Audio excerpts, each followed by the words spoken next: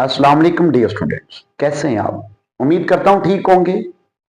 मेरा नाम नवीद इकबाल और आप देख रहे हैं इजी केमिस्ट्री 9-10, जिसमें क्लास 9 और 10 के केमिस्ट्री के लेक्चर्स आपको देखने के लिए मिलते हैं। हमने क्लास 9 का चैप्टर 1 स्टार्ट किया था, जिसमें पिछले लेक्चर्स में तमाम टॉपिक्स कवर हो गए हैं। आगे बढ़ते हुए हम एलिमेंट्स, कंपाउंड एंड मिक्सर यहां तक पहुंच चुके हैं। आज का हमारा लेक्चर, जिसमें हम एलिमेंट्स और एलिमेंट्स की क्लासिफिकेशन इसको डिस्कस करेंगे। बढ़ते हैं अपने लेक्चर की तरफ। लेक्चर में आगे बढ़ने से पहले आपसे रिक्वेस्ट है, अगर अभी तक आपने चैनल को सब्सक्राइब नहीं किया, चैनल को सब्सक्राइब करें, वीडियो को लाइक करें और कमेंट सेक्शन में अपनी राय का इजहार जरूर करें। बढ़ते हैं अपने लेक्चर की तरफ। एलिमेंट्स, शुरू में एलिमेंट्स की डेफिनेशन आएगी, जिसको डिस्कस करना जरूरी है। अगर हम देखते हैं तो N element is a pure substance. Element एक प्योर सब्सटेंस है। यहां प्योर सब्सटेंस से मुराद, इसमें किसी और चीज की मिक्सिंग नहीं होती। वन एलिमेंट, एक कंप्लीट एलिमेंट, ये वो प्योर सब्सटेंस होगा। It is defined as an element is a substance that is made up of same kind of atoms. एक एलिमेंट में एक ही तरह के सारे एटम्स होते हैं, same kind of atoms having same atomic numbers. एक एलिमेंट के तमाम एटम्स एक ही तरह के होंगे और उनके एटॉमिक नंबर्स भी एक जैसे होंगे। मिसाल के तौर पर अगर बात करें कार्बन एलिमेंट की, तो कार्बन एलिमेंट में तमाम एटम्स कार्बन के होंगे, उसमें तमाम एटम्स के एटॉमिक नंबर 6 होंगे। ऑक्सीजन एलिमेंट में तमाम एटम्स ऑक्सीजन के होंगे और उसमें तमाम एटॉमिक नंबर्स 8 होंगे। इसका मतलब एक एलिमेंट के तमाम एटम्स एक जैसे होते हैं, सेम काइंड ऑफ एटम्स होते हैं, having same atomic numbers and could not be broken down, जिनको ब्रेक नहीं किया जा सकता, could not be broken down into simpler substances by ordinary chemical reactions. आम केमिकल रिएक्शन से मजीद उसको ब्रेक नहीं किया जा सकता, छोटे यूनिट्स में डिवाइड नहीं किया जा सकता।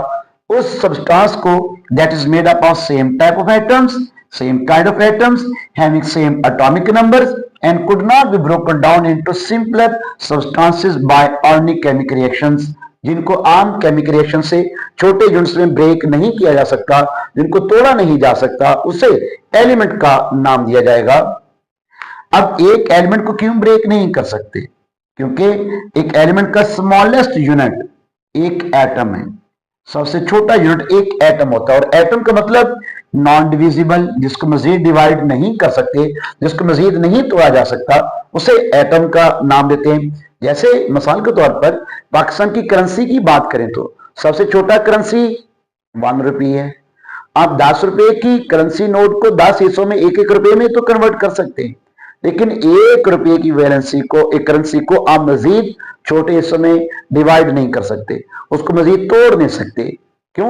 वो सबसे छोटा यूनिट है, क्योंकि पाकिस्तान की करेंसी में तो छोटे यूनिट नहीं है। पहले जो पुराने जमाने में थे छोटे यूनिट्स, लेकिन अब छोटे यूनिट्स मौजूद नहीं है। इसका मतलब कि सबसे छोटा यूनिट एक एलिमेंट का देखे जाए तो एक एटम होता है और एक atom it is non divisible, जिसको मजीद छोटे यूनिट में ब्रेक नहीं किया जा सकता। क्लासिफिकेशन ऑफ एलिमेंट्स, एलिमेंट्स की ग्रुपिंग, एलिमेंट को मुख्तलिफ क्लासेस में, मुख्तलिफ ग्रुप्स में तकसीम किया गया है। क्लासिफिकेशन ऑफ एलिमेंट्स में, इसमें आगे बढ़ने से पहले आपको ये इन्फॉर्म कर दूं कि अभी तक जो टोटल एलिमेंट्स आपके डिस्कवर हो चुके हैं, दैट आर 118 एलिमेंट्स।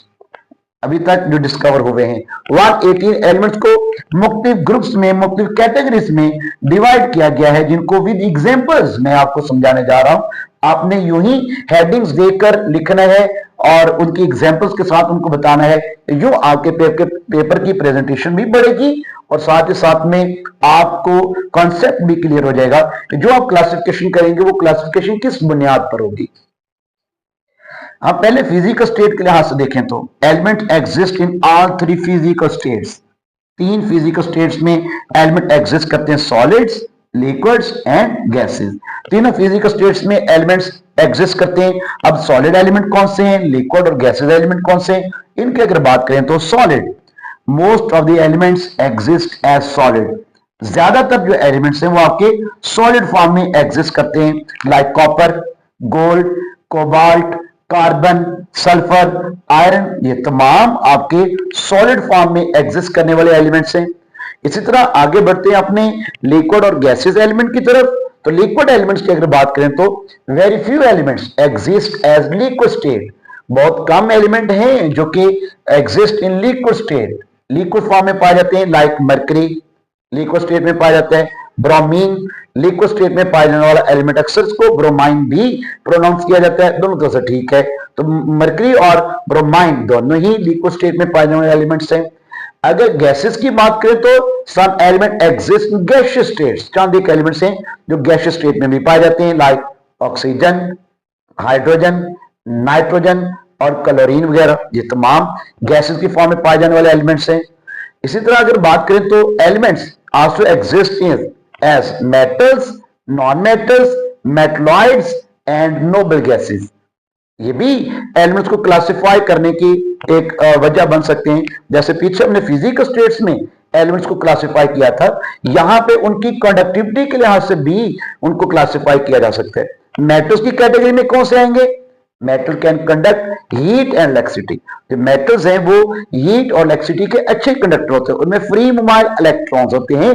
जब एक मेटल को एक साइड से करंट अप्लाई किया जाए तो वो करंट फ्री मोबाइल इलेक्ट्रॉन्स के मूवमेंट की वजह से पूरी मेटल में से पास होता हुआ दूसरे सिरे पर पहुंच जाता है। जैसे कि आप फैन ऑन करते हैं, स्विच ऑन करते हैं, उसका रिजल्ट कि आपका फैन जब वो रोटेट करना शुरू कर देता है, उसकी वजह करंट वायर में से होता हुआ फैन की मोटर तक आता है। इट मींस कि वहां मौजूद मेटल्स की वायर्स यानी कॉपर की वायर्स वो करंट को पास करवा देती हैं, फैन तक पहुंचा देती हैं। इट मींस कि इलेक्ट्रिक करंट पास करती हैं।